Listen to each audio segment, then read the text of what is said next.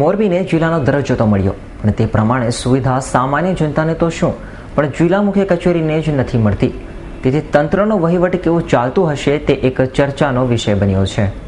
મોરબીને જિલ્લાનો દરજ્જો તો મળ્યો, પણ તે પ્રમાણે સુવિધા સામાન્ય જનતાને તો શું, પણ જિલ્લા મુખ્ય કચેરીને જ નથી મળતી. તેથી તંત્રનું વહીવટ કેવું ચાલતું હશે તે એક ચર્ચાનો વિષય બન્યો છે. મોરબીને રાજકોટમાંથી અલગ કરી 5 તાલુકાના અલગ જિલ્લાનો તો દરજ્જો આપવામાં આવ્યો અને જિલ્લા કલેક્ટર કચેરી પણ સામા કાંઠે વહીવટી સરળતા માટે શરૂ કરવામાં આવી, જેમાં ઘણી કચેરીઓમાં ઇન્ચાર્જ અધિકારીઓની નિમણૂક કરવામાં આવી. પણ જે કચેરીઓમાં લોકો પોતાની મુશ્કેલીઓના નિવારણ માટે આવે છે તે સેવા સદન કચેરીમાં પ્રાથમિક જરૂરિયાત કહી શકાય તેવા પીવાના પાણીની સમસ્યા છેલ્લા કેટલાક સમયથી છે. ત્યાં આવતા અરજદારો તો ઠીક, પણ ત્યાં ફરજ બજાવતા કર્મચારીઓને પીવાના પાણીની સમસ્યા સર્જાય તે ઘરેથી અથવા આજુબાજુમાં જઈને પીવાના પાણી માટે બોટલો ભરી આવે છે. આ અંગે માર્ગ અને મકાન વિભાગના નાયબ કાર્યપાલક ઇજનેર PM દોમડિયાની સાથે વાત કરતા તેમણે જણાવ્યું છે કે છેલ્લા લગભગ 8 મહિના પહેલા જે લાઇનમાંથી પાણી જિલ્લા કલેક્ટર કચેરીમાં આપવામાં આવતું હતું તે બંધ થયું છે, જેથી ત્યાં કુવાને આધારે ત્યાં પાણી પૂરું પાડવામાં આવે છે.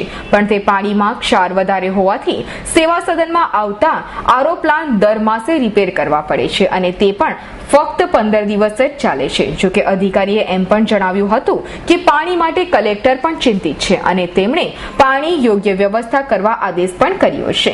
પણ તે આદેશનું પાલન કેમ નથી થતું? કલેક્ટર આદેશનો અનાદર થતું હોય તેવો ઘાટ પણ સર્જાવા પામ્યો છે.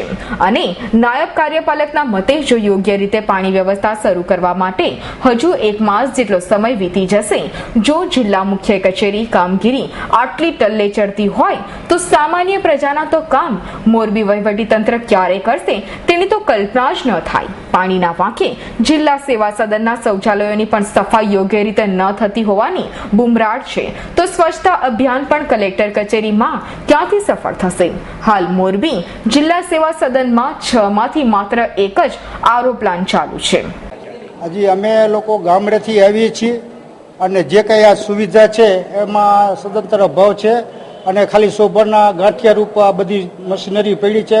નળમાં ક્યારે પાણી આવતું નથી, ક્યારે એની ફીઝર કે આ કોઈ પણ જાતની અંદર વ્યવસ્થા નથી.